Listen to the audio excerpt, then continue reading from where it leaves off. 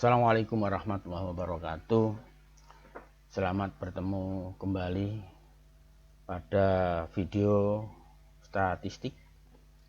Pada part 2 ini kita akan bahas tentang ukuran persebaran ya.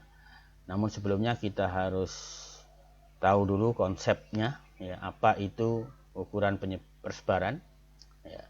Jadi ukuran persebaran yaitu suatu ukuran untuk menyatakan seberapa besar nilai-nilai data berbeda atau bervariasi dengan nilai ukuran pusatnya, atau seberapa besar simpangan nilai-nilai data dengan nilai pusatnya.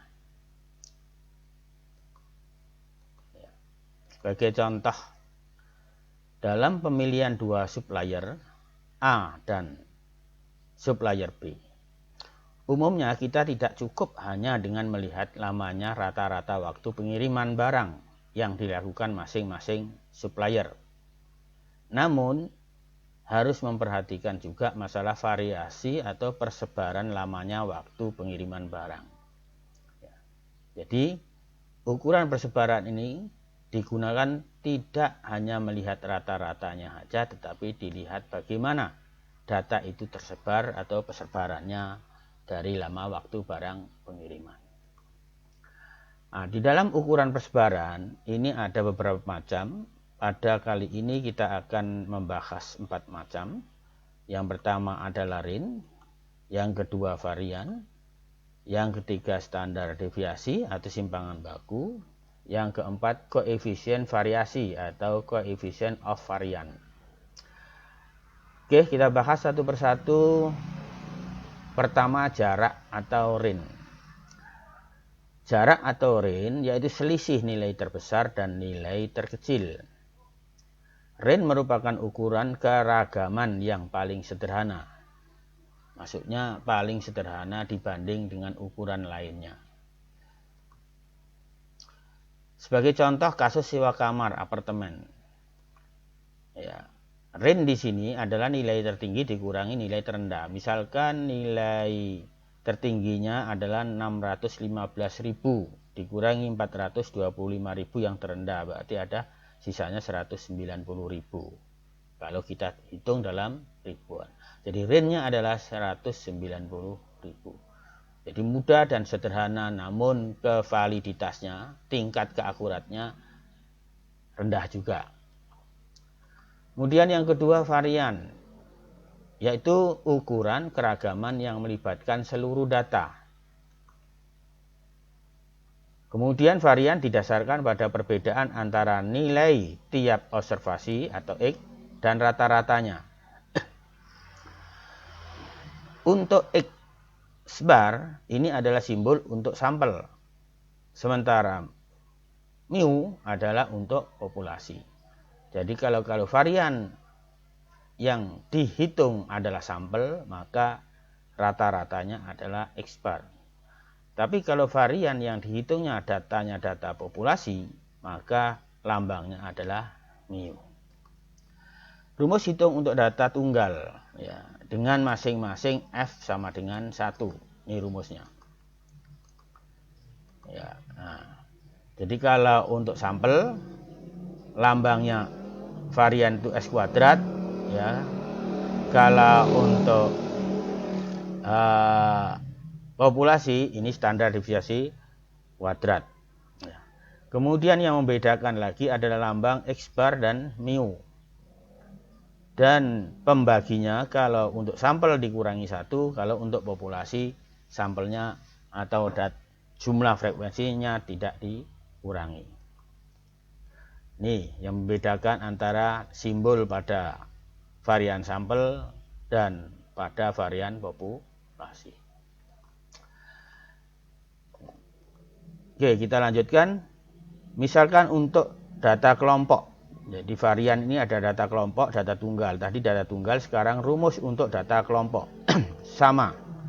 Hanya yang membedakan adalah kalau untuk data kelompok sampel ya, ini tambah F, populasi juga tambah F. Sementara yang lain sama perbedaannya dengan data tunggal di dalam penulisan rumus. Ini Nah, di manakah sama dengan banyaknya kelas?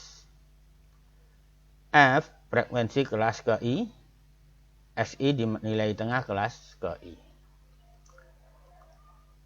Oke, kita akan buat contoh dan pembahasan. Misalkan data nilai ujian statistika disajikan dalam tabel distribusi frekuensi sebagai berikut. Ini sebagai contoh aja. Nah, kita sudah siapkan tabel nilai ya. 51 sampai 55, 56 sampai 60, 61 sampai 65, 66 sampai 70, 71 sampai 75, 76 sampai 80 dan banyaknya siswa frekuensinya sudah ada 1, 4, 4, 6, 3, 2. Dari data ini kita akan bahas bagaimana cara menghitung ya nilai varian. Oke, kita lanjutkan. Ya, pertama kita siapkan tabel distribusi frekuensi sebagai dasar ya untuk perhitungan, karena tabel ini kita buat berdasarkan rumus. Jadi tabel tadi kita pindahkan nilainya dan frekuensinya. Karena rumus itu membutuhkan nilai rata-rata, maka harus kita tambah kolom XI. Kolom XI ini adalah kolom nilai tengah atau titik tengah. 53 ini dari 51 ditambah 55 dibagi 2 sama dengan 53. Begitu juga di bawahnya 56 tambah 60 dibagi 2 58. Frekuensinya kita pindahkan saja dan yang kita olah sebanyak 20 siswa. Kemudian FI kali XI ya. Ini kalikan 53 kali 1 sudah cukup. Selesai. Sementara ini kolom ini adalah kolom XI dikurang X bar. Ini ada X bar, ada garisnya ini. Ya, rata-rata. Nah, sebelum mengisi data ini, maka yang perlu kita lihat adalah hasil nilai rata-rata hitungannya. Rumusnya ini. Nah, MX sama dengan sigma Fx per N. Sigma Fx-nya adalah 1320. Kemudian N-nya 20, berarti rata-ratanya 66. Setelah tahu rata-ratanya 66, maka baru bisa kita ngisi data pada kolom XI dikurang rata-rata. XI-nya 53, X barnya 66. Jadi 53 dikurangi 66 sama dengan min 13. 58 dikurangi 66 min 8. 63 dikurangi 66 min 3 dan seterusnya. Setelah menghasilkan ini, maka XI dikurangi X bar ini kita kuadratkan.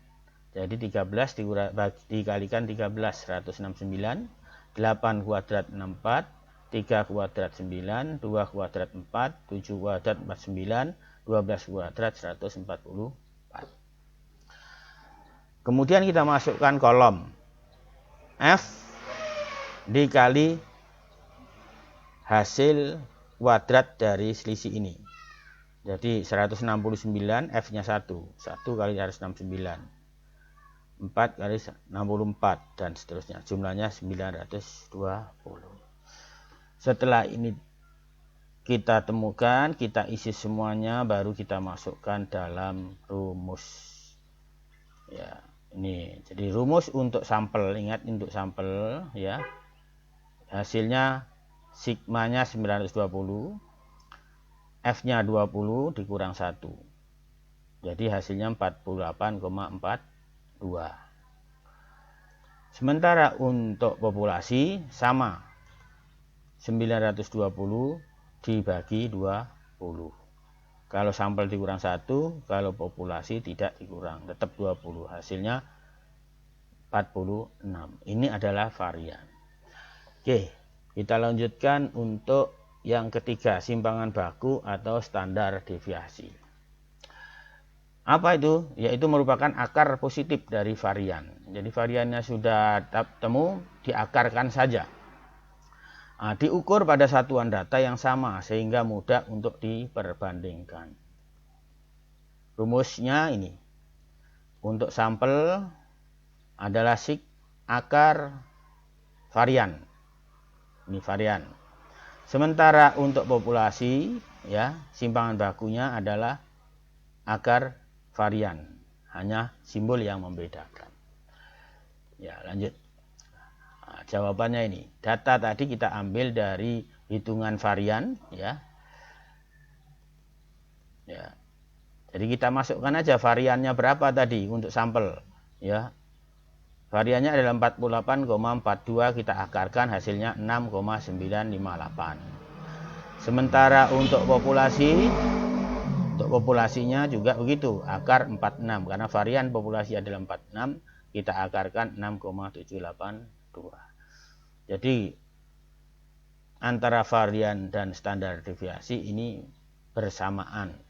Bedanya varian tanpa akar, kalau standar deviasi pakai akar. Oke, kita lanjutkan. Yang keempat yaitu koefisien variansi atau coefficient of variation. Ya. Apa itu?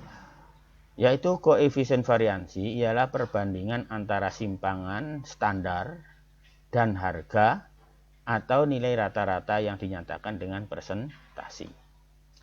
Koefisien varian berguna untuk mengamati variasi data atau sebaran data dari rata-rata hitungnya. Dalam pengertian, jika koefisien variasinya semakin kecil, datanya semakin seragam atau homogen.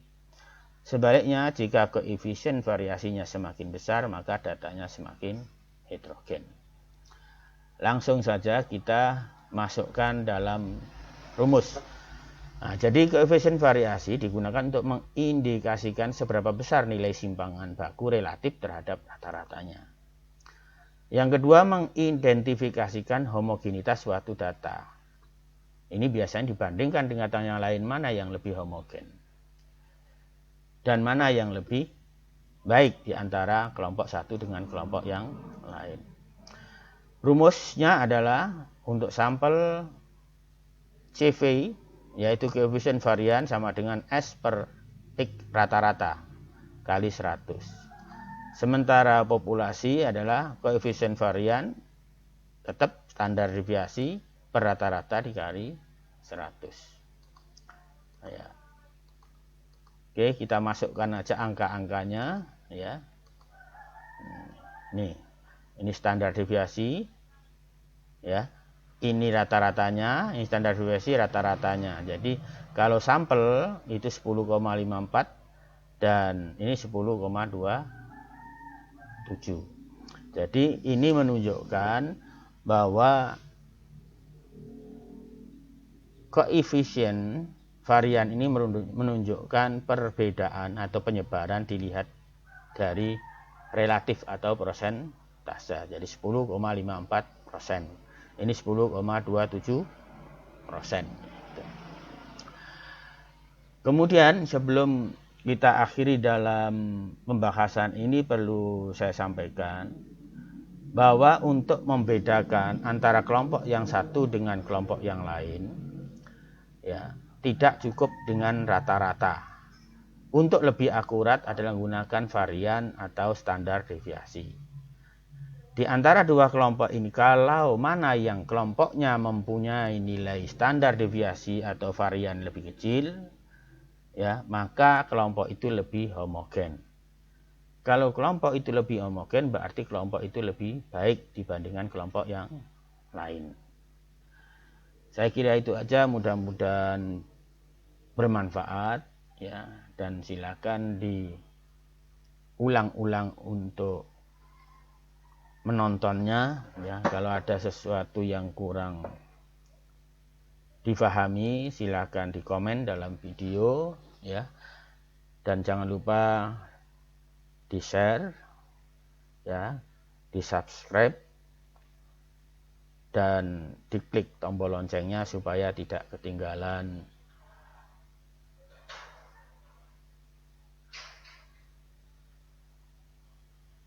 video-video yang lain yang akan lebih bermakna.